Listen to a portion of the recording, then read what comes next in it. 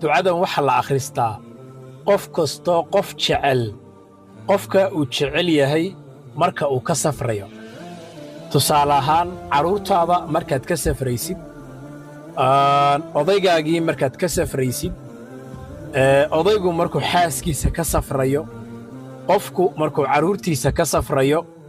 qof kasta oo qof jecel marka uu ka tegayo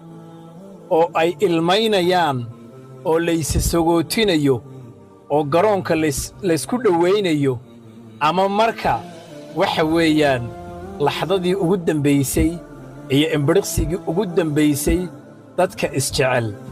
ay waxa weeyaan kala tegayaan oy gaadhi kala raacayaan ama diyaarad kala raacayaan ama markaasi doon iyo markab ay kala raacayaan ducadan ayaa la akhristaa especially waxaa akhrinaya qofka ka tegaya cidda uu jeclaa allahu akbar